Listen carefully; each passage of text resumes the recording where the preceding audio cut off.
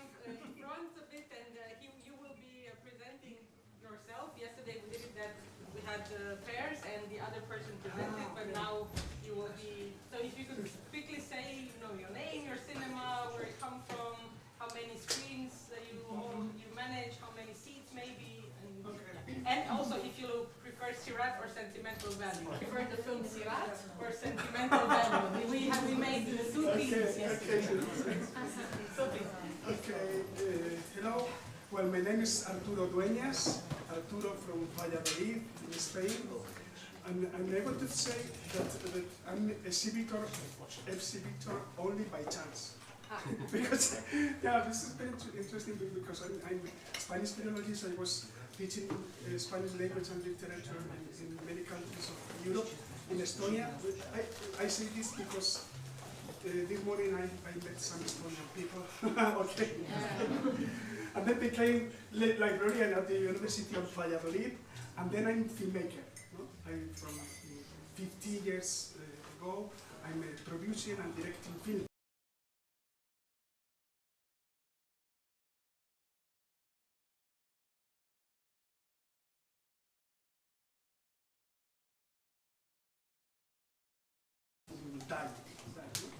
And then some people told me, Arturo, why you can reopen this cinema? Oh my God, I don't know nothing about exhibition. I know about making films, about this kind of things, but I don't know nothing. And then I go inside the cinema, it was like, wow, the possibility of manage one cinema. It's something like magic for me, It was like an inspiration, wow. And this is a cinema of three sails, Little, 70, 50, and 45 seats. To show mainly Spanish and European films, American almost nothing, because our target is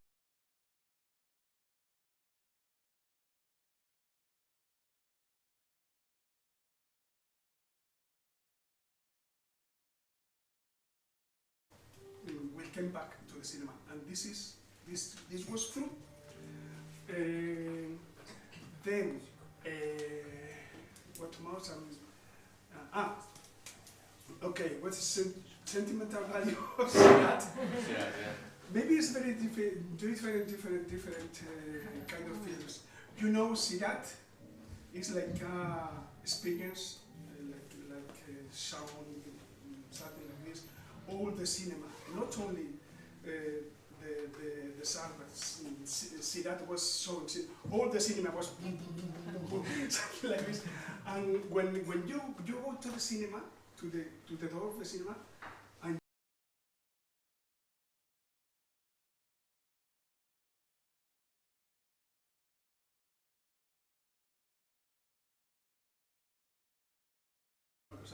but Sirat was something more than a film, it's an experience, It's an experience, atmosphere, or something like this, And for this, I think it's very interesting, this Sirat. So you need to choose Sirat. Team Sirat, you okay, prefer? Sirat. Spanish film, okay? Thank you. So now, Caro will be giving you post-its. Please reflect for a couple of minutes and write on the post-it your first impression or your thing that stayed with you the most from the visit in Cinema Lumière. And we can come and put your post-it here. So one word, or like one.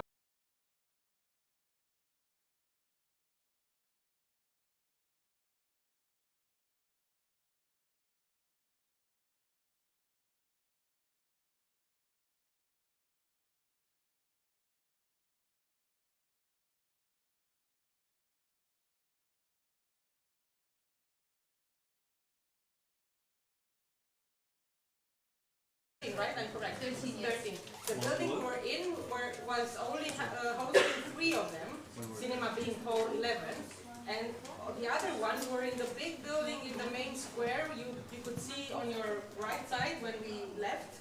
So it's a huge building, and those are the other ones. So just to be clear, there's two venues very close together, belonging to the same cultural center.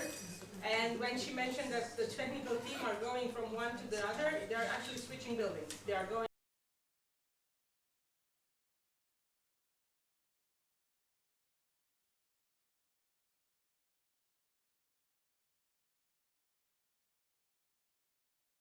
the big building has the most scenes, and that's like a self-standing institution, and the small building. But also maybe it opens up possibilities for the cinema to market itself in a way that is more autonomous, because that building kind of is the flagship of the small building. Yes, we had that in mind, and we tried in the beginning. In order to sustain it, it needs team again. Yeah. And that's the additional part. Yeah, the balance. So before you put your words, is there any questions? We will go into a small debrief and then go into the session, the rest of the session with the presentations. Are there any lingering questions you didn't have time to ask when we were in the cinema? If something, yeah, Andrei. I was just curious about the branding. If you want, you can either stand up there or. No, I was curious about the branding because we talked about Lido, and I was curious if Lido was more present when it was officially part of the cinema. Was there any more branding of Lido, or just what we saw? It was a bit more. We take it off. We a bit change the logo, and as much as possible bring back what is only cinema here. Of many of the signs we can have. We also have the idea of rebranding it as well, but again it's a long-term concept that it needs a higher level of development. No, I personally being from Eastern Europe, I appreciate cinema or something like this, and I actually saw the eye from Cinema Lumière was the eye from Lido, and that was a really cool small thing that was. It goes deep.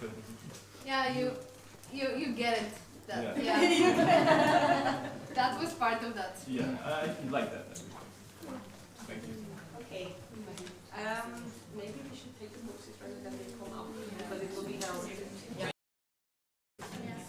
Was it one? I have a free pen. Just one word. One word or one short phrase, like if you have, I don't know. It doesn't have to be. It's going to be more than 1 word. Your main impression, like main impression. And you can share the pens who has songs. Okay. You can put your poster up if you. Yeah. Don't be stressed, but I'm here and I'm gonna read them. Nobody will know. We don't know your handwriting. We're going to be like, who wrote this? Yeah, that's the idea. Spotlight. Yeah. No dinner for it. No, yeah. Don't do it, sing enough. Bit fast.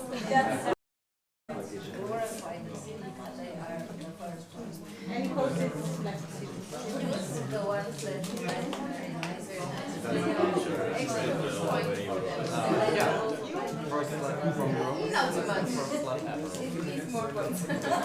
history for not a year ago. I'm just.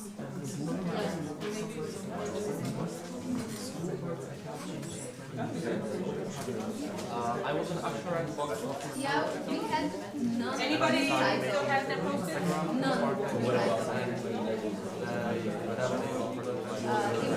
It was not part of my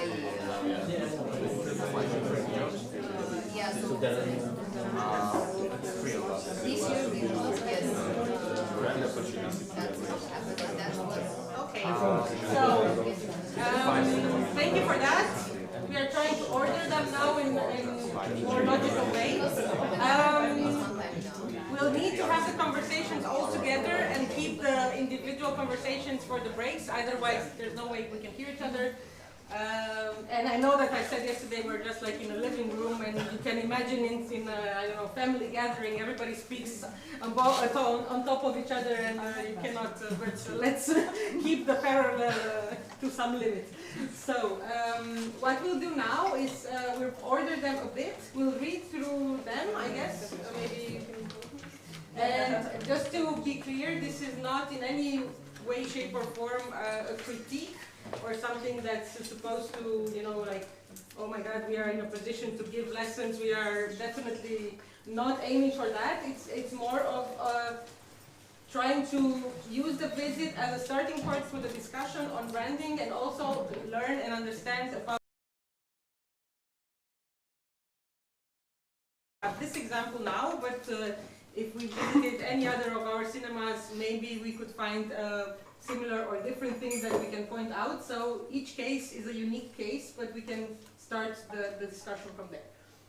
So there are a few themes that come up a lot. I think the most dominant one is the size of the screening room and how big it feels. There were a lot of comments on that. So much space, giant, things like that. And then also people who link that it's still, even though it's very big, it's still warm feeling, huge but warm, very comfortable. Comfortable comes up again. So I mean, it's huge but comfortable, great. Then there are a few sentiments that people wrote down. Someone wrote sentimental, someone wrote nostalgic, someone wrote young teen with passion, and here again, passion. So, I mean, that comes up sometimes. But then there were maybe something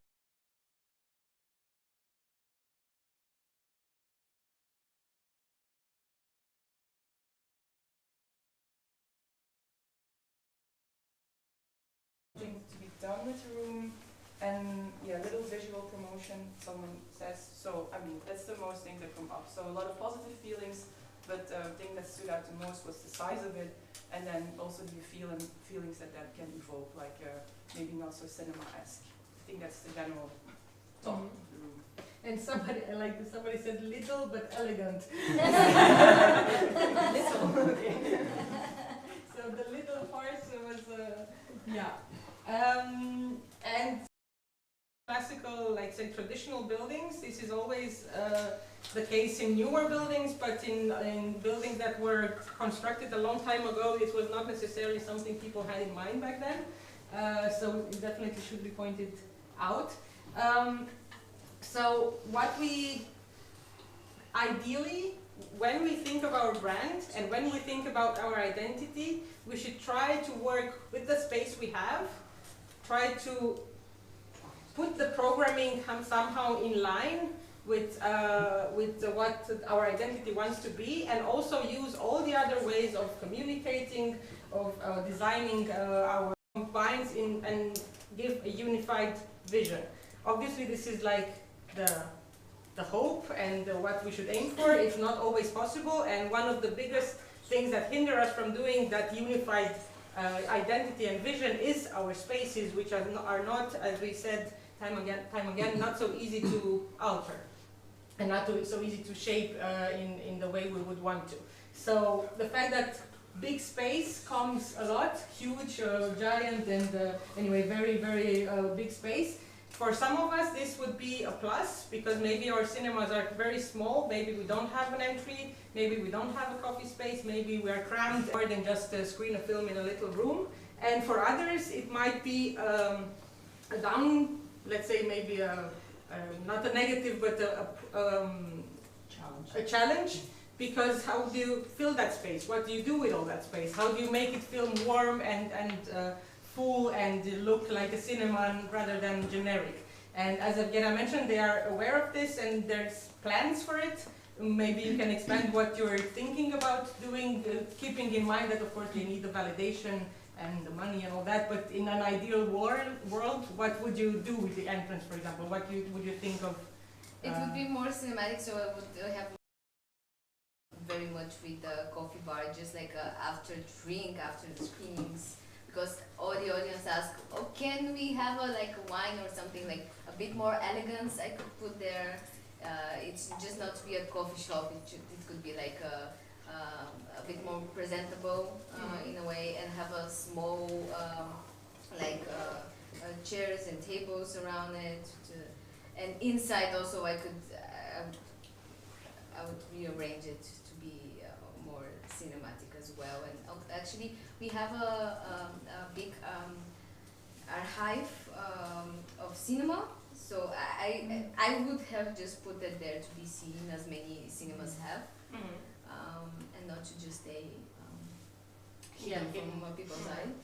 So I could expand in that. I could also maybe work on the cashier. Back in the 80s, I saw pictures of it. The cashier was a very cozy place. So you have a big spots for banners as well, but was more glassy. And you can see the people inside. It was a bit bigger than, so I would just maybe go back in time and actually get more inspiration from what was before. And actually even brand it as that. We bring back the cinema lumiere as before. I even tried to find the first original logos and the sign somewhere from the archives. I'm still searching it to people, and because it's like a big history of many people, and you have to like ask. And so I think this is really just 1 second. And the building that marked so much of the public in Bulgaria, and that's kind of a landmark for this country. And you cannot completely change your surroundings, so you have to play with it. So I would definitely agree that your best bet is to play the nostalgia. As somebody wrote, sentimental, nostalgic. That's your card. You are a traditional venue, and you are a landmark for this country.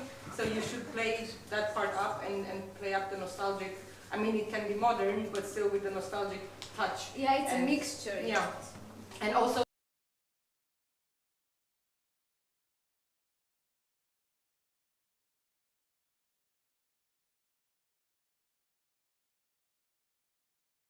relive your best moments or whatever.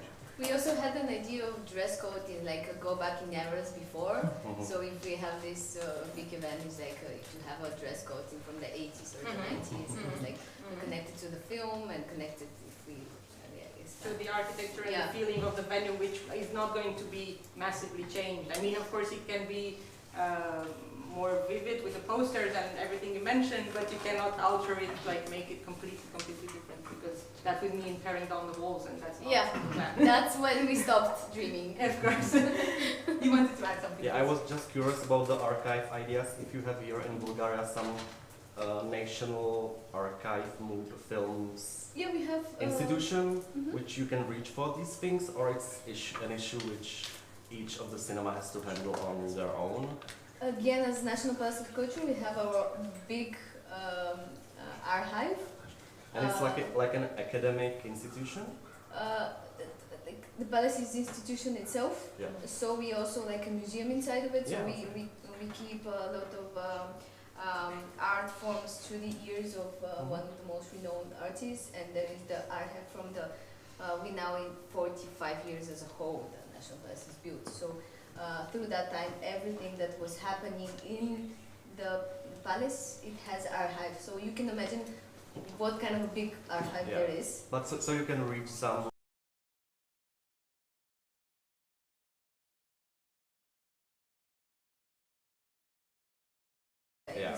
Maybe you should contact that guy, and I know from the history from this decade, and he knows the history of that decade. Now, because of the 45 years of the palace, there is initiative of making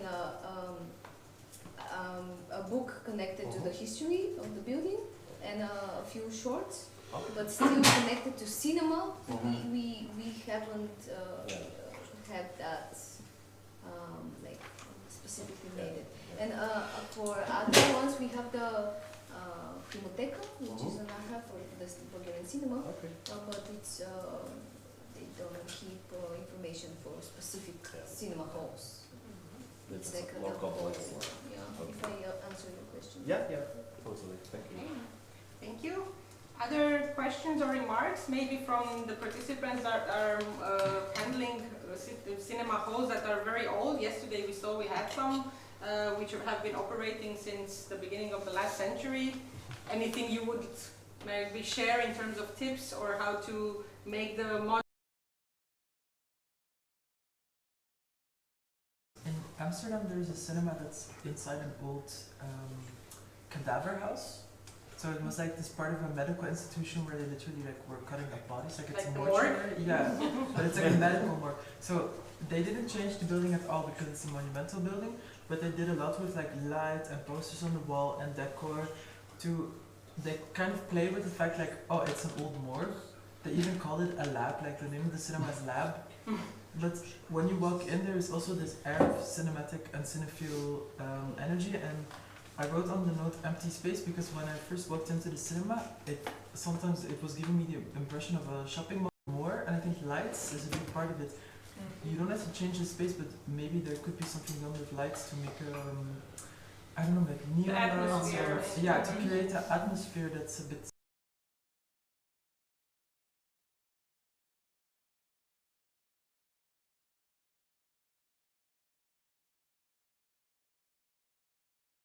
And the name is, light. And then once you go inside, you see all the lighting, which is amazing with the ceiling lights and everything. And it's very rich in lighting, but you have to get inside to understand it. From the outside, you wouldn't expect it to be so, bright. So you mean the facade? Yeah, it's a bit. It's just not sending the message that's actually in the inside. It's not the same vibe.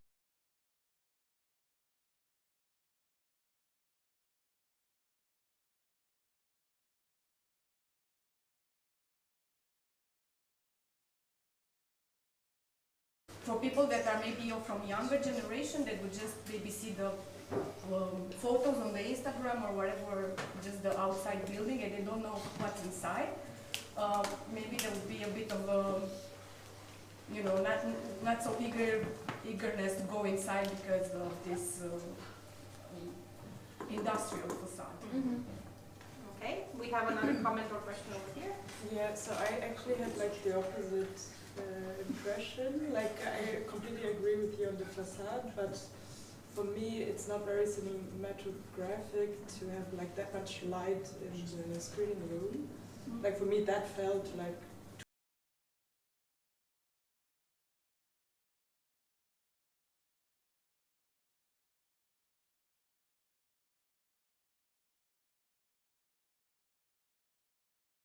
That's also because it's a multifunctional room. Let's not forget that, as Ioana mentioned, they are doing live shows there as well. So obviously you need a different light. And you can also change the lighting, I imagine. Yeah. So, and we were also having a lot of light too. Like, but I've also been to one screening there like 2 days ago.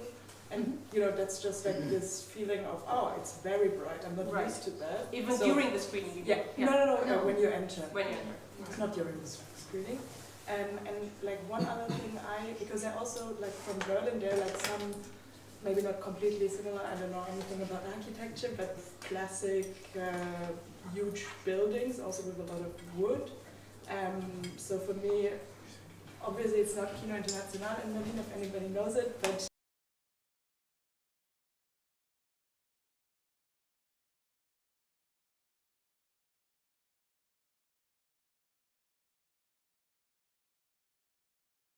I went in and I was like, is there another hall? Is there something else? So it that's just like one thing that really stuck with me is like, is there something else? And so basically you see the stairs and you feel like you should I want to go up. I want to go there. There's no point going up.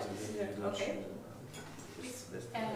So I wrote that it felt a little bit like a university lecture hall, and I didn't mean that as a negative thing, because to me, like when it's like you choose, it is more of like an intellectual experience, and I got that feeling in the room, which I enjoyed.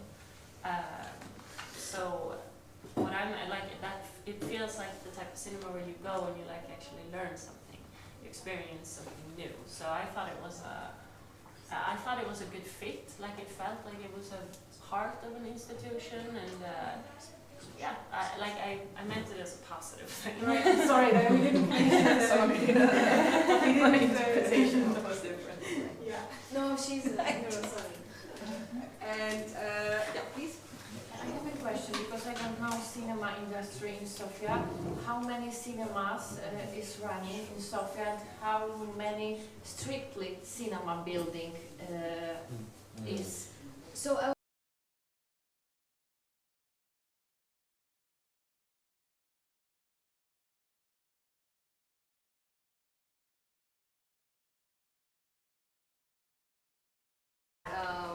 under the Kinoteca, with the archive cinema, we have Lajkovo, one of the oldest one in Sofia. We have G8 here, and we have Euro Cinema in the center again. And some multiplexes? Multiplexes, we have Cinema City, we have Cinegran, Cinema Arena, and Cineland. So there are 4 main chains here.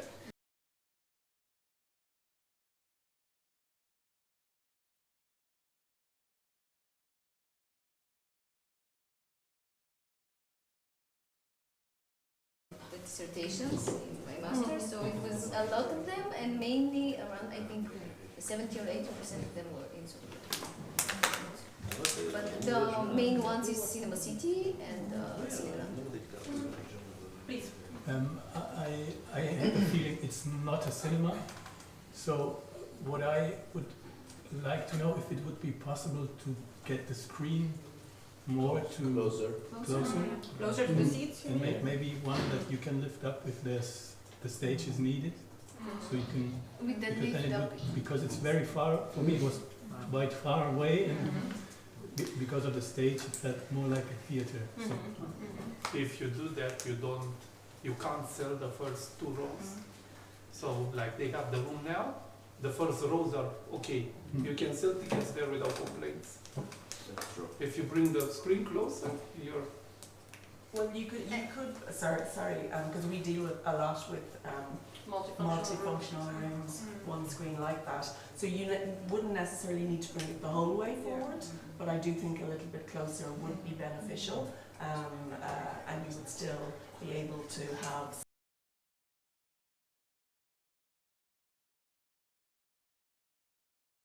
I really believe that it's not a problem that screen is a bit far, and actually it works because it helps us have a stage for other cultures, so it's, I think it's a plus for us as well. Also the first worlds are very good for watching. We'll go to the last remark now. It's not a remark, it's a question. I'm curious, because you mapped out all the art house cinemas in Bulgaria, in Sofia. Does each cinema have like a distinct identity, or do they all kind of do similar things and operate in the same space?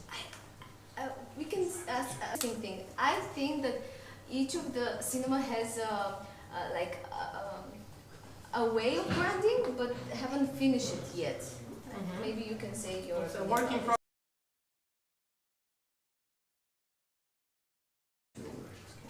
Develop it more, but of course Odeon it's well famous for old cinema. Most of the Bulgarian classics are presented there, so this is their profile. Then you have Donna Kino, I knew this that they're now very experimental in their program. So we have a Lajkovo again, they can talk more. We renowned cinema, renowned intimate place cinema. Yeah, and you have a renovation.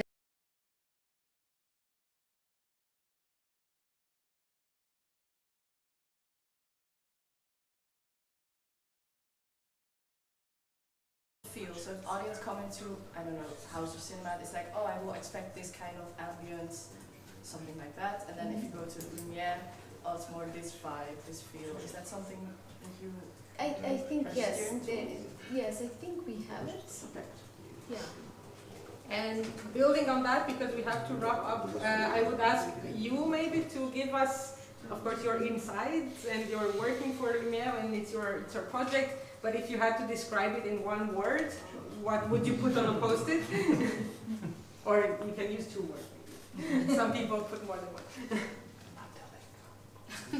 Don't. I mean, if you don't have something in your mind, don't stress about it. It's just it was just a way to round up the exercise because maybe you feel it differently. I would say history because it's like if you want to understand it, you need to like learn its history, or feel or get it when you enter a bit more.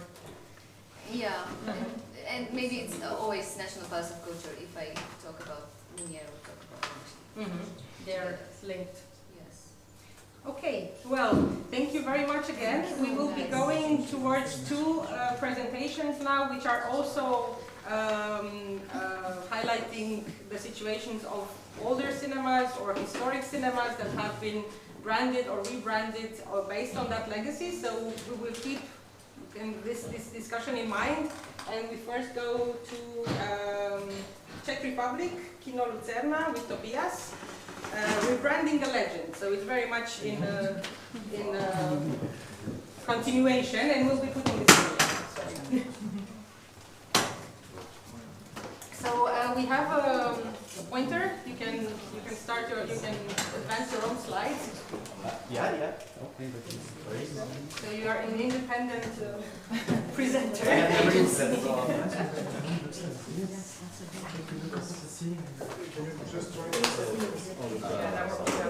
And one practical thing: don't try to write things down. Most of the presentations will be available if the authors are agreeing with this. We will make them available for everybody at the end. So don't spend your time writing down details from the slides. And also, please be silent because the mics are picking up everything, and we need to hear Tobias. Yeah, but I'm kind of tired, kind of neurodivergent, so I'm going to be the chaotic one, but no problem. It's going to be okay. So, as you might remember from tomorrow, I'm Tobias from Czechia, from Kino Lucerna, which is, well, it's pretty dark, but this is the great hall of our cinema. But I don't know if you can see anything. We see it. So just some basic informations. As you may again remember, it was founded in 1909 in a big multifunctional cultural venue / palace. It's also called Lucerna. Yeah, sorry, Lucerna is a Czech word for lantern. So it's also has connection with light, but it's like more bearing the light through darkness, I don't know. It's one of the oldest still operating cinemas we have in Czech Republic. And it's remembered, and it's working like an event venue for partly for distribution and like regional screenings, but partly for big events, premieres, which can be public or private premieres, for festivals, events, Q&As, discussions, and we also do a lot of like private bookings of our spaces, which is one of the biggest way we make money, because the spaces are, let's be honest, beautiful. So yeah, we have two cinema halls, the Great Hall and Small Hall. The Great Hall used to be a theater, but just for, I think, one season, then it was turned into a cinema. And fun fact is that the whole palace was founded by grandfather of Václav Havel, if you recognize his name, former president of Czech Republic. It's a big and rich cultural family of these people, yeah, so it was funded by this family. The Great Hall has 453 seats. It has a balcony which goes all the way around the hall. We have a curtain, a stage, and obviously a screening.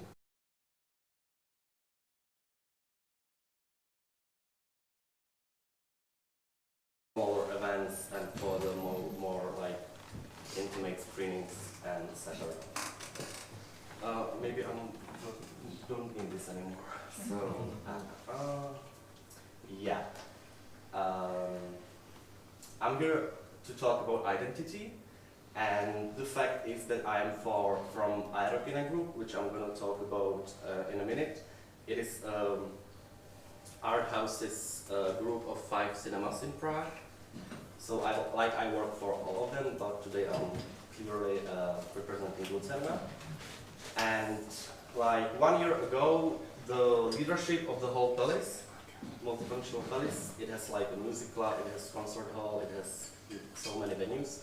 So they were looking for a new operator for the cinema because they just want to, as you can see in the quote from the director of the palace, they just want to revitalize the entire palace, make it more approachable, more like inclusive and more, I'm gonna be rude, but don't just like a boring venue for, let's say, boring events for people who aren't searching for. So they were looking for a new operator. We were chosen, or we were more like approached because of our work, I hope so. And the main quest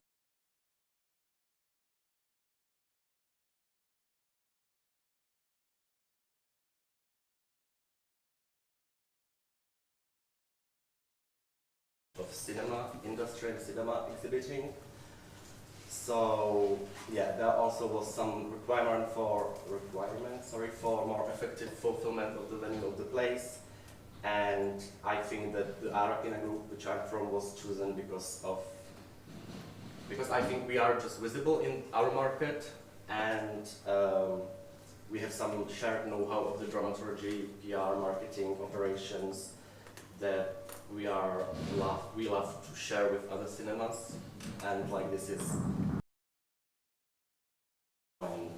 6 years ago, so this is another addition to our little family of art house cinemas. Just shortly about the Aeropina. Aero is the name of the first cinema from the group, so it's called Aeropina, and Kino is, you know that word, right? It's yeah, Kino. So that's our brand. I don't really like the logo, but that's not my choice. Well, just to shortly introduce Aeropina, we have 5 cinemas in Prague and 1 cinema in Brno, and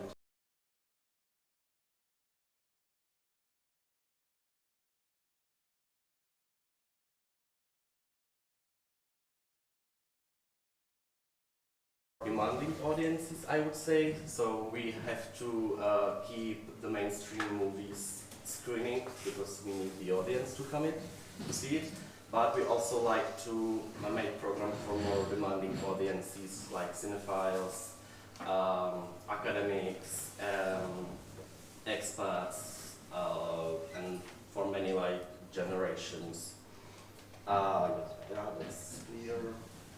Yeah, and we are trying to be like to the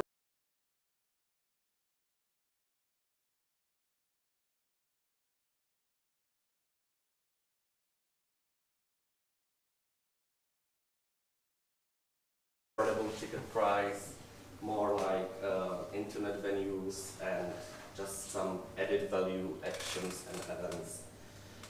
Yeah, that's what I said. So yeah, let's talk about the specific changes with Lucerna Kino. So the first thing we really wanted to change was the logo. There on the top you can see the old logo, founded 1909, which is important or interesting information. More clear, more minimalistic, but we've kept the main symbol of the lantern because it's the name of the cinema and it's the main message, I would say. Then we changed the websites. Do you have idea how long I'm talking? You should be speeding up a bit. Okay, sorry. So then we changed the websites. This is the old version with the Europa Cinemas logo, yeah. And the new version, our cinema has like this similar version in black and white theme, and every cinema has its specific color. I don't know, can you click the website link? There should be a link, but I don't know if maybe it's not important. Maybe this is enough. I think this is enough, yeah, okay. Because we need to... I'm sorry, I'm just so talking too much. So, next point, it's not working. Yes. So then we, as it's my job, we focus on social media communication. It's somewhat visible, so I'm going to speak about it. The top, it's it's the former, how it looked like in former times. It was just stills and very plain copies without, I would say, some added value. And integrate something like a commentary about the dramaturgy, make copies, ask people, make call to actions, ask people what they want to see, what did they like. We make videos with our programmer Jana about the venue. She's showing the hidden spots in the cinema. She explains her dramaturgy plans to people online. And yeah, that's the most important thing I wanted to say. So we're just trying to make the social media communication now more complex, more like a commentary about the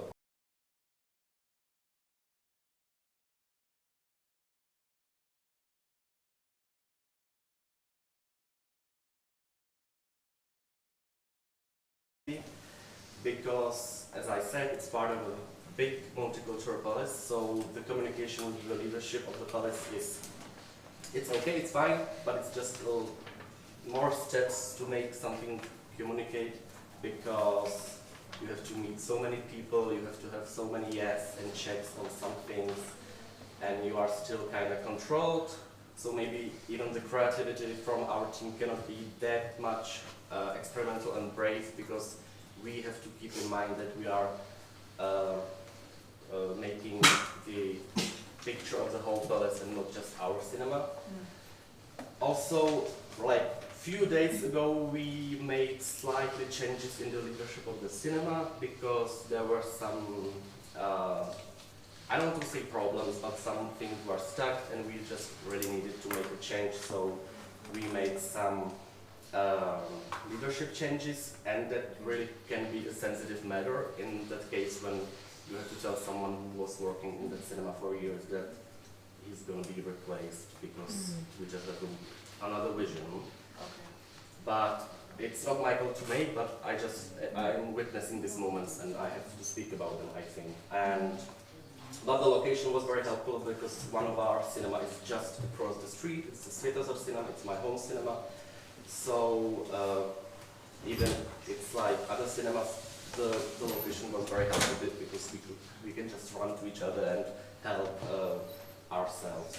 So what we also learned that the visual communication is extremely important, because we found out that there are existing not nice photos of the venue are existing, like 3 of them which you saw. So now we have like a problem with this, because we have really beautiful cinema with like non-existing photos. We have to make them, and it's just expensive to hire a photographer these days. So yeah. And also what we found was very useful, we made a huge campaign in media that we are taking over the Lucerna cinema. Our dramaturgists and our directors share their visions, so the press and people who are reading press knew what was about to happen. Challenges and obstacles, yeah. I think this is just a summary. I talked about it, and now visions. Sorry. Yeah, one of the problems I forgot to mention is operating the bar, because we are trying to operate bars in every of our other cinemas, and we are. But here we just received the cinema and not the bar, so the bar is operated.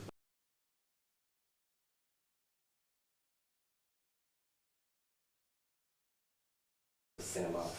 And also another vision/obstacle is that like there is a huge renovation of the whole palace approaching in like 1 or 2 years. So the question is if we are gonna stay here or if we are gonna be the next to be let go of this cinema. Okay. So we have many questions. It's a long process to adapt a historic cinema, and I'm sorry for my chaotic being. But Very well.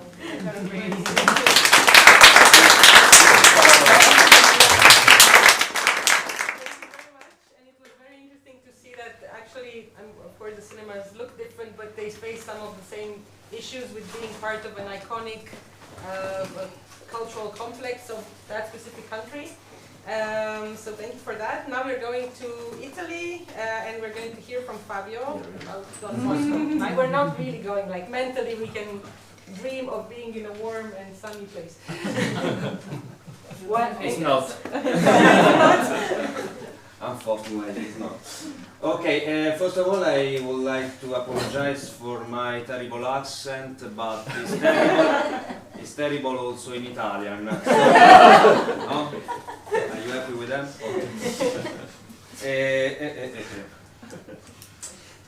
Cinema Don Bosco was born in Rome in 1963, as we discovered yesterday, where is set, not in the center, of course, is in a neighborhood in near Cinecittà Studios, I don't know, near Parco degli Acquedotti, it's a lower class area. Okay. The theater is a huge one. We have 4,496 seats. We have 95 annual thousand visitors. We had cinema, theater, training courses, concept, and so on. The key points: we have a warm welcome. We are close to people, advanced tech and skills. This is a COVID picture. They are two girls who used to work with us, and this is a man who was just taking a walk all along the neighbor and talking with us. He didn't buy anything else. That's it.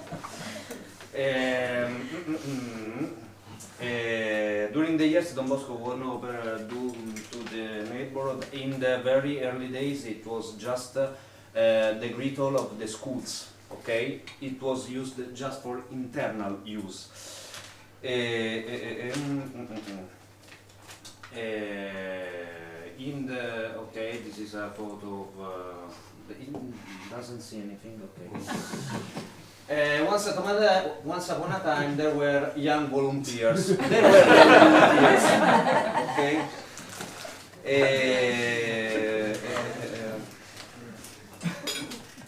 Until 2013, the cinema operated entirely thanks to volunteers, and this was open just for a few days a week, of course, because they wasn't professionals. So only Saturday and Sunday, and only 2 screenings per day. Most of them were members of the community, people who had dedicated years of their time to keeping the cinema alive. It was very important because despite of the limitation, this phase was very extremely important. The volunteers preserved the cinema during a long time. Of course, we didn't have a lot of cost to operate because they are volunteers. Another younger one. This is a moment we still have to share some food, some moments together. The professional staff. Here's Michele. That's my sister also. Sister of Michele. Passing by also, she didn't buy anything. Just be there to eat something.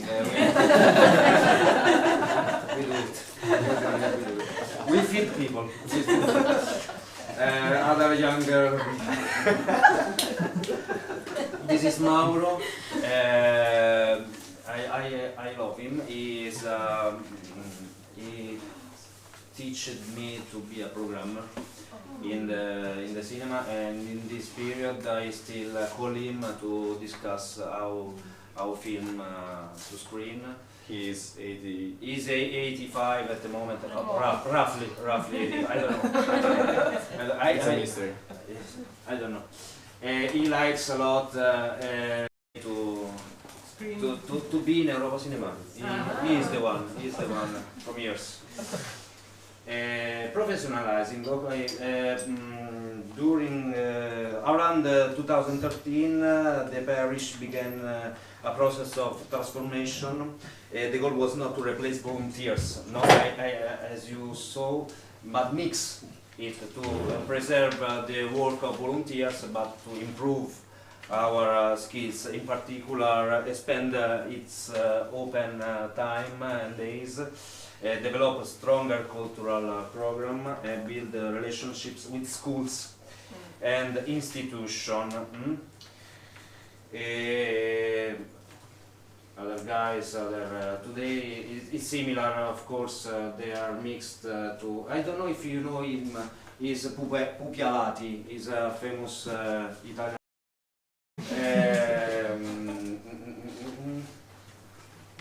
Okay, this diversification helped the cinema became a daily reference point for the community, not only during film screenings.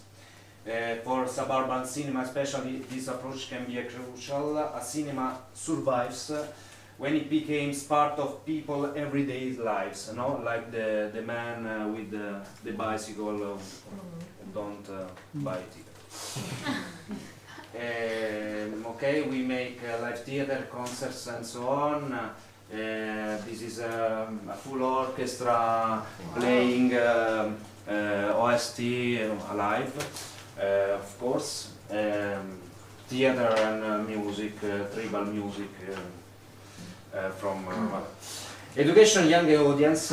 Education is one of the central pillars of our work. Over years, we have built strong collaboration with many schools in the districts. This work is not all about audience development, it is about teaching young people to experience cinema as a cultural and collective event. These are some activities. Of course, this is Michele. We don't have only Michele. I put Michele pictures just to make easy laugh. Okay. Particular thing is Michele is in a school, not in our theater. Okay. I am in the theater.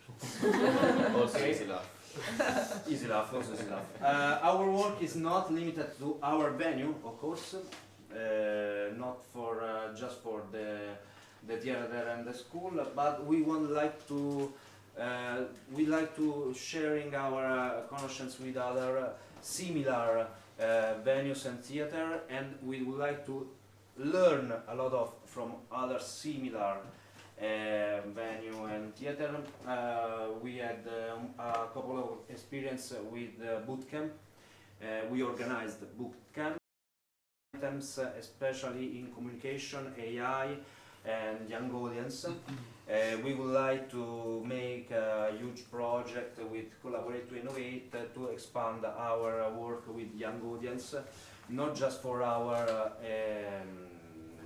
cinema, but for our little network, informal network.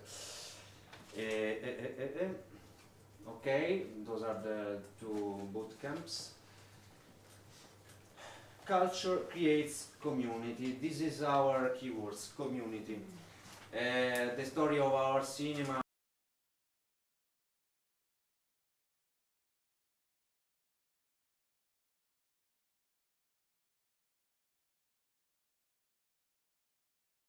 and a strong focus on community and education. I didn't talk about our business idea, but during this morning there was a question about the price of ticket. Of course, is calibrated on the average salary of people, but in our case, I would like to say this thing.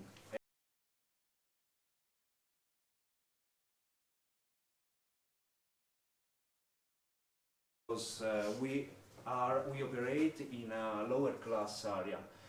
We believe that watching a movie is a right, and we are here to do it. Distributors don't like it. Spoiler. Of course. they don't. Thank you. I don't know. Ah, ecco. Okay. That was a mistake.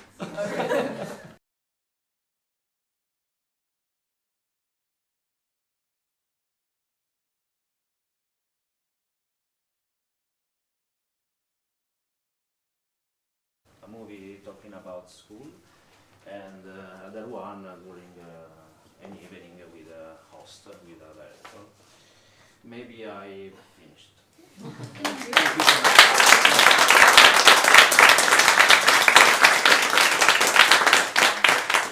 Thank you, and I actually put down something you said. I think it was great, and we should all kind of keeping in our minds. Cinema survives when it becomes part of everyday life. I really liked the way you phrased that, and I think it's very true, and that's what we should all be striving for.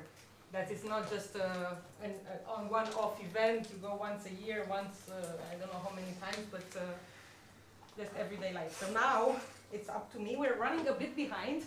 I will put on a t-shirt so I can switch my hat from lab leader to presenter and cinema manager, just like you. So here it is. And I also have some stickers. I want to pass it around. Yay! So we can, I don't know, you can start here maybe. So this one is not working now. I can stand here or no? During discussions, it's back and forth. Yeah, but during my presentation, can I stand here or no? We will put the presentation only live. Oh, I mean, right. Now you're on screen, but then you will be. Then I will be off screen. Okay, well, I will try to.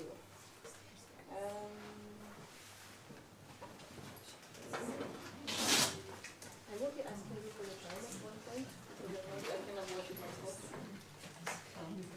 I will be trying to. I should make it as fast as so we're running a bit behind. I will speed through some points and then maybe discuss it later on, and we will shorten a bit the interactive workshop we had in mind, because we wanted to give the presentations the proper attention. So I will be speaking about opening 4 venues in 4 years in the city of Timișoara in western Romania. And just as a small setting the scene, so Timișoara is the 3rd largest city of Romania, roughly 500,000 inhabitants, and there hasn't been an independent, or let's say art house, or anything other than the Cinema City run multiplexes in the city for over 8 years before the first venue was reopened. But the Cinema City chain has a big presence with almost over 200 capital of culture in 2023, which was the fire that started the engine of investment in the cultural let's say infrastructure of the city. So these cinemas existed, but they were old communist cinemas, completely closed, run down, not modernized. Some of them had been closed for 20 years or more. Some of them had been closed for less years, but anyway, they were in no shape to be reopened as they were. They all needed a substantial renovation, and actually this is roughly what they look like. I put some of the facades, so they had been transformed into different like this one here, or they were still operating in the like this one here, or they were still operating in the 2015, but you could barely see there was anything here because of so many other publicity and stuff. So the plan of the municipality was to open 5 of them, so they took them back from the national owner that was operating them during the communist times, and the plan was to refurbish and reopen 5 of them, and you see the names here, and the capacity, mostly one-screen cinema, as it's the case, I guess, also in other Eastern Europe countries, that this was the model, the communist, during the communist times, but some of the times they were quite big. So this, the plan was to renovate the 5, Victoria, Timiș, Studio, Johnny, and Dacia, and make them smaller in some cases. Of course, also digitize the capacity for screenings and reopen them all in time for 2023. This was, of course, very, very ambitious and did not happen according to plan. So the deadline was missed, and thankfully for us in a way, because, sorry, I went too fast. They were not ready in time. There one new cinema venue every year. The city hall was the one responsible for renovating, investing, and equipping them. But once they were finished, they didn't know and didn't want to operate themselves. So we had this challenge of what to do with them, because of course the competition from the Cinema City existing multiplexes was something to think about. When you add in total almost 500 new seats across the 5 venues, how can you actually fill them when you open so much in such a little period of time? How can you create different identities for each venue? What do you program in them? This was a specifically ardent question, because we were facing the possibility that if they were programming the same thing, they would just compete with each other and cannibalize each other in a city which is not so big to begin with. This is not the capital city, and this is a city where cinema going was not part of everyday life, as you said. People had forgot about it. They were out of touch with cinemas in central venues, at least. Like just walking around and arriving in front of a cinema, this was not a habit anymore. And also they were public venues, so how can you change the identity from the perceived way, at least in Eastern Europe, that public venues are outdated, not attractive, not sexy? How can you actually make them fun and make them interesting and make them a place people want to come, rather than this kind of old, dusty, perceived?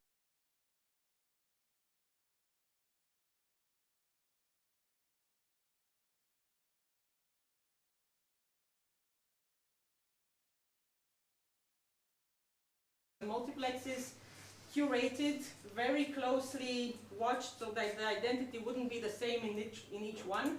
Consistent, this was very important in terms of not having something every week or every other week, but really regular programming every day, or at least 5 days a week, so that people know, okay, I'm coming this week, but I can go back. It's a habit. You start building a habit.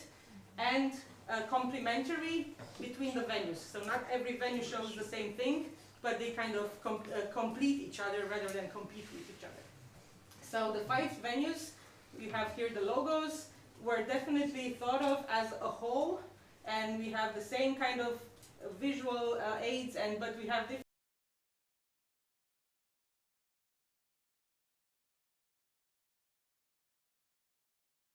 names. We didn't change that because people refer to them as that anyway, but we tried to make them look, even from the logo, feel more modern and more fun and approachable. And we played with the color in order to have this identity already.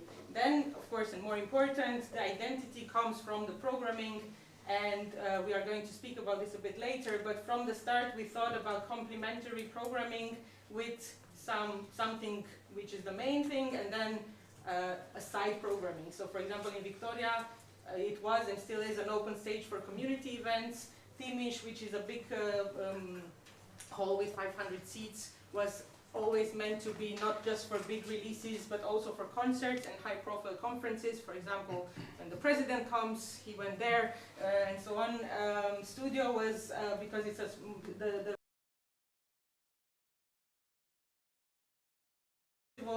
and then Johnny is a cultural center for social integration.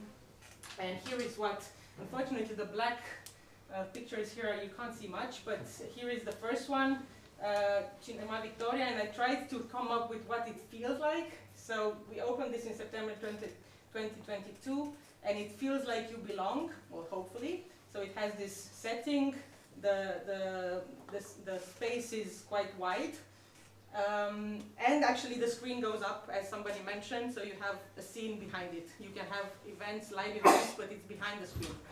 We tried to make it feel as homey as possible. We installed a couch, a lot of posters, even very low down, so kids can touch them, because we have a lot of children coming. We thought about the money.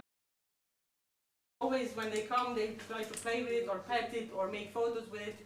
So the point is to make it feel homey and to make it feel accessible. And the programming and the way we frame the cinema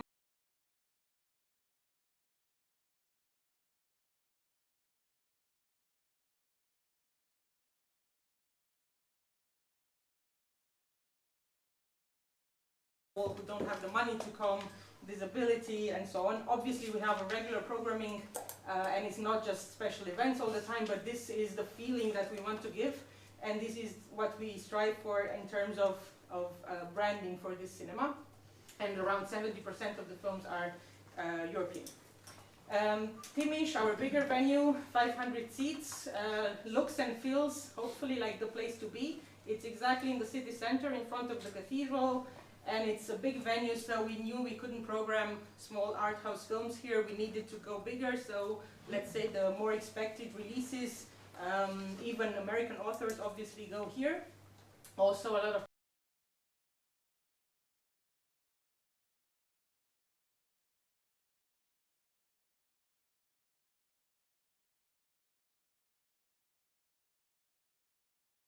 all around, also international classics and the biggest releases we can find. We had Joachim Trier from Sentimental Valley on screen. We couldn't have him in presence, but that was very, very nice.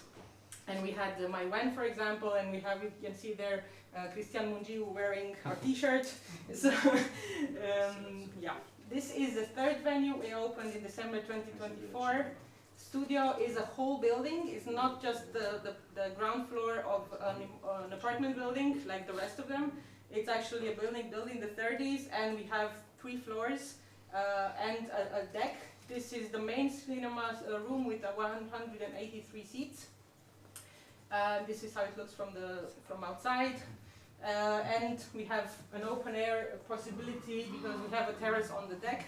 You can access with elevators, and there's 80 seats. And we screened last year during the summer.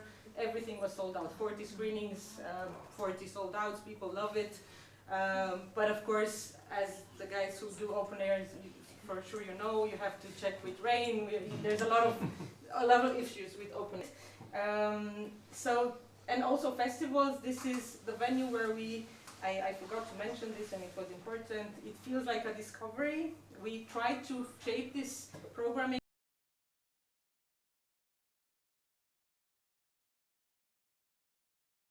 but we do tend to screen here things that you wouldn't normally go to if you have not been exposed to cinema and art house cinema before. For example, we showed Satan Tango, which is 7 hours and 30 minutes long for the whole day. We had a full house. Nobody left. It was like, we didn't think it will work, and it was very, very expensive to get it, but it was just at the end, we'll go back to that. It was after Bellatar died? After Bellatar died.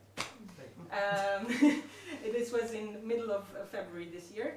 So we take risks in this cinema. We kind of push the envelope towards repertoire cinema. We had now Werner Hertz partnering a lot with festivals, and we have, I think, 20 festivals or smaller festivals happening here from last year, and it will be the same this year. So it's definitely the venue where you go to expand your cinematic knowledge and discover new things. And not just in the cinema hall, but also in the other spaces. We have a smaller hall, which we don't screen in. It's 60 seats, but we don't use it as a screening room because we have too many, to be honest, and we don't need another screening room now. But we use it for master classes and for discussions and so on. This is the master class, for example, here. We have a co-working space at the 3rd floor where we have workshops. This is a stop-motion workshop. That's a film editing workshop for teenagers. So we have the spaces to experiment and to push towards more film education and other programs. Of course, we don't do them all ourselves. We partner with festivals, and they bring most of these side activities. And then the last one we opened last year in November. Hopefully it feels like fun next door. It's in a very remote neighborhood where nothing happens. There's no cultural venues, and it has a social part to it, social integration, and bringing people with less financial means and kids which have nothing to do in the cinema, and it's more of a multifunctional alternative venue with a bigger stage, and we also have like circus workshop and lectures and all kinds of other activities here. This is what it looks like, and at the top floor, Tarzan, the guy who played the role in the 1930s, he was born in this neighborhood actually. So many people don't know it even. So we're trying to play on that and have, you know, Meet Tarzan, Eugene stickers and so on. Oh, I don't have the sound, unfortunately. Well, you will watch it without the sound. How do we bring all this together? Yeah, we should have tried this before. So the main challenge for us, obviously besides the difficulty of opening so many venues in such a short time, is trying to differentiate them and stick to it and find enough programming to help feed that. So recently we have moved from 3 different websites to a single website last September, and this was our promo. I think I need somebody to click to. As I can't do it. Yeah. Still no sound, but we'll just watch it like this. We can't wait. So Johnny was not open at that moment, but we came up with this logo, which kind of brings them together. This is the logo on my t-shirt as well. And it also states clearly that they are administrated by the city of Timișoara through our institution. So we're a public-owned institution. We are, let's say, public servants. So the big advantage of not having the pressure of every month being sustainable. We are some months we're not. It's okay. We can even it out. So we have the support of the city for doing this. So in terms of, I cannot move on now. I think you need to do something so I can. Yeah, it's okay. So our new website puts all of the cinemas together. You can find them here. I'm sorry you cannot see very well, but they are mixed, so the programming is all over the cinema, not just with one cinema per website. We have some other things that bring it together. We have loyalty cards, which again are working in all of the cinemas. If you're buying 10 entries, you get the nice t-shirt. If you're buying 5 entries, you get a tote bag, which I have here, I think. Yep. I mean, we have many of them, but this is one example with quotes from films. We also have one unique newsletter which has around 3,500 followers now. And we have the branding with this logo that we're trying to use as much as possible. This is the main team, the Hearts team. It's a very girl-run operation. I'm sorry, it does happen that way. It was not by design, but this is the reality. Our volunteers also tend to wear the t-shirts, and this is the mayor of Timișoara, which also sometimes wears a t-shirt when he addresses the people inside. So we are trying to have this brand, and the fact that we gave out roughly 1,000 people already bought the loyalty cards, so they are wearing actively in the city these t-shirts. This is a lot of, it's very nice and it helps us. And then I have another one. Also without the sound, unfortunately, but we are playing these little clips before each of the films. So after the Europa Cinema logo, then this comes in. So you have the identity of the cinema and then the logo right away, and the fact that it's part of the city. It's like a cultural service of the city. So it keeps reminding you, these are all part of the same family, but they have their identity, each of them. And then I will get back to the last part. Rules are important, and your values define you. So for example, we have the rule of no food in the cinema. We don't sell anything, and we definitely don't let people eat popcorn or anything else. And it's not popular, and it's definitely going against us from the Cinema City rooms.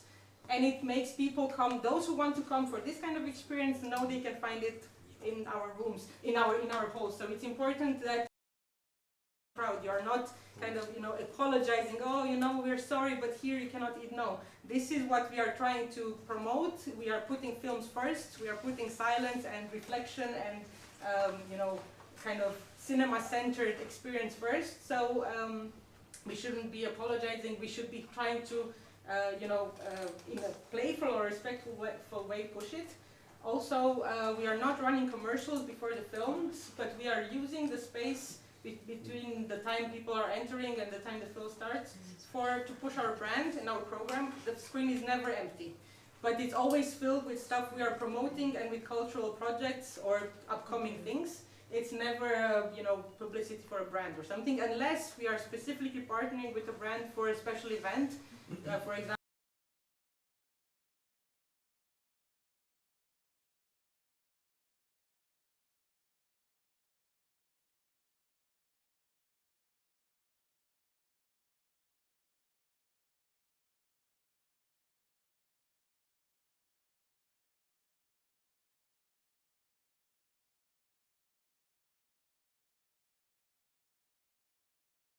programming, even if it's not profitable.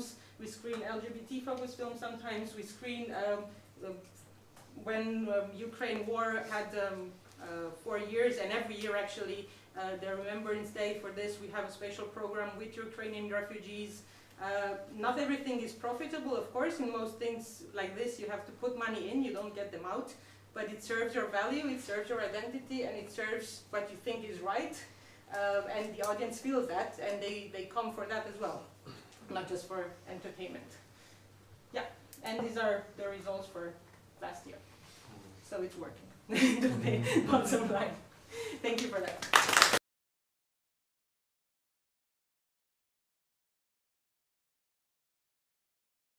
Let's say 5 minutes for Q&A, very rapidly, and then we'll do some part of the activity we had in mind, or all of it, but in a total investment of the municipality to do this project? I don't have it in mind, to be honest. It's big. Studio was the one that costed the most, because it was a whole building and it was remade from scratch. Only the facade was kept and the whole thing inside was changed. So that, I think, was around 5 million euros. Mostly local funds, some European funds because of the capital of culture. I wouldn't want to advance a bit. I can check it out and tell it to you by the end of the workshop, like the total, what the money that was put in. Some of them are not so expensive. For example, Johnny, that's just like a house, basically. It doesn't have a DCP. It's just a nice renovated house with a good video projector. Others, like the Timiș and Studio, very expensive. Yeah, so Timiș has a 4K projector, a lot of light and sound design for events, for concerts, so that was expensive. Yeah. We are, fortunately, I mean, this is a good thing for us, we are not expected to pay back anything in terms of investment. These have been choices made by the local authorities to invest and to have these venues. We are expected to be as close as possible to autonomous in functioning, but depending on the months, and because we are expanding at such a fast rate, and because some of the venues are designed to not be profitable, like the orange one, Johnny, that's a place we throw money in, nothing comes out. I mean, it's not yet, at least, and I don't think it will ever be profitable.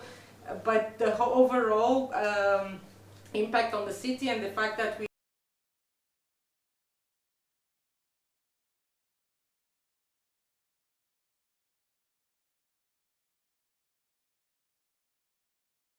only limit is that we are very, very tired, but otherwise they will keep supporting us. Anything else? And not just for me, actually, for Fabio and Tobias also. No? So is the municipality idea to renovate the cinemas, or where it came from? It's a very good question. It's basically, it came from a group of people which were active in the sector in Timișoara, but organizing one festival. There was no place to screen. People were screening like on sheets between apartment buildings and in university hall and so on. So very improper places for cinema. And they kept keeping this idea alive that we need to fight for the big screen when the cinemas were closing down, closing down, closing down. Romania has 105 working cinemas now, I hope I'm not mistaken. So very, very few compared to other countries. 105 not screens, cinemas. There's more screens, obviously. Out of those, maybe 10 or 12 are what we would call European-centered programming, let's say art house, although it's a very complicated term to approach. So the market is very small. and the cinemas keep closing year after year, starting from 2010, even before actually. So now we have the reverse trend that some local authorities are taking back the cinemas, trying to renovate them and reopen them. But so far this is the example that worked, like let's say the biggest endeavor. I would say the brain was from the local community, but the money and the will came from the local authorities, obviously. Studio was actually designed by the local NGOs active in the field of cinema. So they came up with the plan, how it should look like, but then they didn't have to come up with the money, so this is a big help. They just gave the plan and then the authorities made it. I have a question for Fabio. Thank you. Please stand up. You're working with volunteers, but people also get paid. Do they do the same things, or is it like strictly the volunteers do that and the people who get paid do that? Things they used to do for a long time. So basically they are there to make a warm welcome to people. You know, it's a nice face to say hello, to change a word, to discuss. So, and there's an old lady that likes to make popcorn. So she's the popcorn lady of the is a grandma. Yeah. I would just add on some. I saw that. I will add on something for the volunteers. We have a different model. Ours are pretty much all young. We don't have people to check the tickets. Our team is too small for that. So we are using volunteers. They come half an hour before. We have 50. And their incentive is that once they check the tickets, they go in and see the movie for free. So they are actually, because they're mostly students, not all of them, some of them are older, but majority are students. So they want to do this. They come and they check the tickets, they smile, and they are the friendly face. We do the same thing. Yeah, yeah. The welcome point is to check the ticket and say hello. And then, the job is done. So they're not very, I know in the Nordic countries, there's cinemas who are properly run by volunteers, like full time. We have in Italy as well. You have it? Yeah. Okay. But they are not open during all week, of course. Yeah, maybe you'll have an example of this. Yeah, film clubs, film societies, or film societies working in venues as well, and I'll talk a little bit more about that in the coming session. There's one question here, and then we go here. Also for you, Fabio. I'm very curious about the community building, and that was the key word. Did you have to pull really hard at that in the beginning? For example, did you give away tickets, stuff like that? Do you give free tickets at all at some point? Is that the prices are very low, but still there could be some threshold? The business model in fact is simple, because we have a lot of people around our cinema, despite the lower price, we had a lot of people who can afford the ticket. So we are full of people, and they used to watch more than one film per week. Another important part of this business model, of course, we have some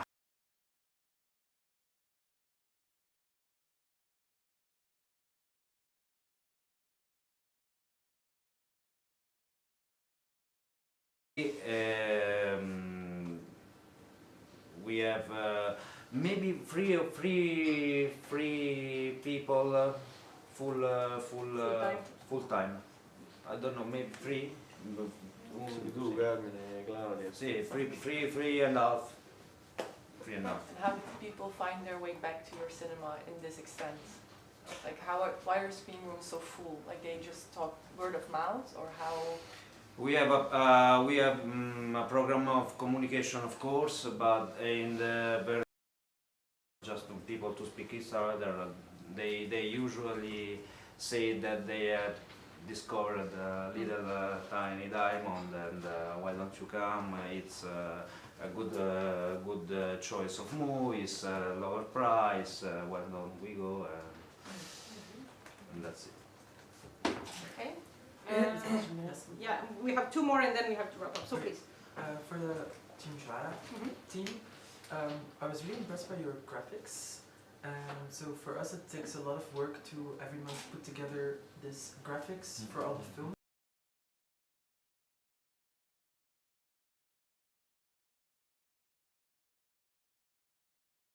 That you pay for, or is that external bureau? Or? Yeah, we don't have. He's not employed, but he's an external collaborator, and actually it's a girl now. She's working, I would say, around 3 days a week, because we are very graphic reliant. We have a graphic for each week for the program. We have graphics for each of the special programs, and I will be talking about this in this. So you will see more of it in the coming session, where I have a small presentation as well.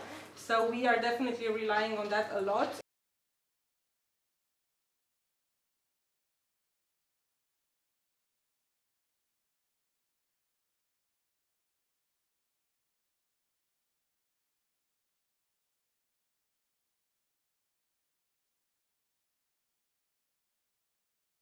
From the website.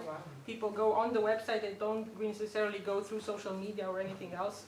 And the fact that the website has been thought about a lot, we worked for a year just for the development. It turned out to be a useful thing, but of course the website costs a lot of money as well. So it's always like you find what you can spare, but if you can spare, I would say it's useful. One more, I think we have, yeah. Question to Ioana. What about your loyalty card? Because I think it's quite a new product. How many members do you have, and how interesting is for your audience? I actually, I'm speaking very fast, and I did say, but I will say it again more clearly. We have sold 1,000, but it's not a loyalty card in terms that you buy it and you enter a limit without a limit. It's cards that offer entrance for 5 or 10 tickets. But there are some advantages. For example, you can book, but if you change your mind or you cannot make it, you can renounce your reservation up to 6 hours before the films, which we cannot do if you bought a normal ticket. You cannot reimburse it. And you get the T-shirt or the tote bag.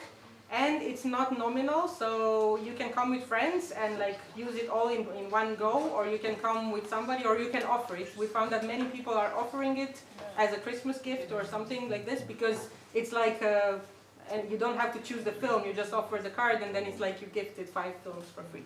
And we are making it the point that it should be you should be able to access it, to access every program we have with the card, like including festivals, because that. The card, if the festival is in our venue, the card should be active. Of course, not for concerts and live events; those have different pricing. So I have a question for all 3 of you, and hopefully you can answer in the short time. Building up on the observation that you should make cinema part of the daily life, I'm thinking on the young audience perspective, because that's where I come from. Yeah. So if you can share with us one practice that you tested and you think it's very good to share about how to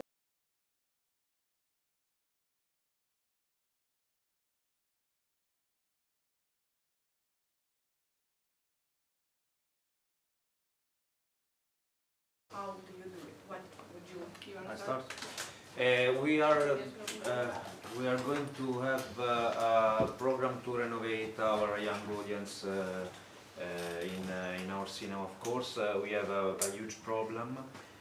Our cinema is the huge problem because it's big. You know, if you want to, I think we are trying to start a lot of experience, but they are tiny for young people. So what are we going to do? We are going to build another screen where under the Don Bosco, and the word game in Italian is Bosco means wood. Yeah. Forest, right? For like forest, Don Bosco of course is was a priest, okay, but is means wood, and under the Don Bosco it's a sotto bosco under the wood, so it means tiny things, under the big forest for make something different, and we are going to plant this. In this period, while we are planning to do this, we just make a very lot of screens for students in the morning, and we won a couple of huge call from with whom we are going to the schools. We make classes about cinema, and we give a gift ticket, a free ticket, to the children, and they usually take it and go to their parents and say, "Bring me to the to the cinema." So one free ticket became three people in our city. Great. Thank you. Yeah. Bosco sounds magical. The swamp. I think we are using this in our site. For example, cycle called Refresh, where we are screening like iconic movies from Y2K, like Mean Girls and 10 Reasons I Hate You. I don't know what's called in English. Sorry. And then we have a cycle which is called Bio Senior. It's for like elderly people. It's for €3 for one ticket, and we have it like because we have 5 cinemas. We have it every day in somewhere. So it's also meant for students and younger people from younger generation to visit.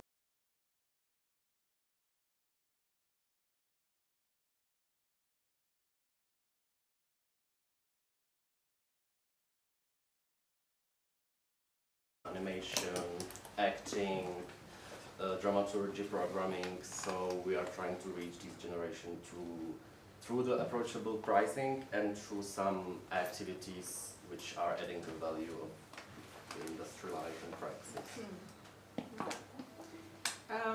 For us, I would say we keep with the identity thing. So our main venue for young audiences is Victoria, the purple one we first opened, and there 26% of the audience is below 12.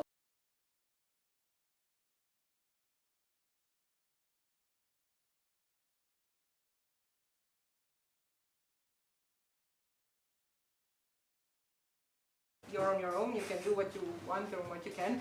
There's no grants to apply for or anything like that. But we do a lot of school screenings, so we bring kids to the cinema in the mornings with the schools, and then they like it, they see how it goes, and they tell their parents, and we specifically tell them, tell your parents to bring like it's not that they have to detune, and there's nothing is subtle, we actually tell them. And also we have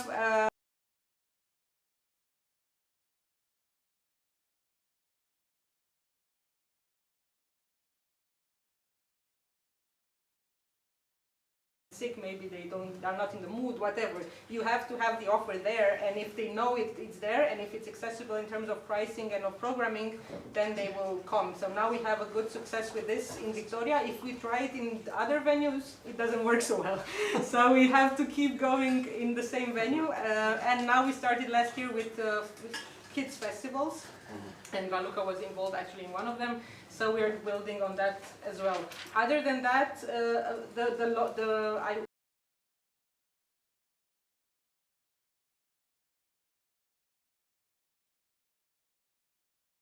about that in the afternoon, but the easier to build habits is with smaller kids. Of course, they don't pay for their own tickets, so you have to, and it would be interesting to speak about branding with this, you have to market for their parents, not for them. But if you get them in the venue, and if they see it's nice and they hug the elephant, and you explain why we're not eating popcorn here and we're concentrating on the movie and so on, then if they have a positive experience, they will want to come back. And there's no greater force than a kid telling their mom or dad, "I want to do that."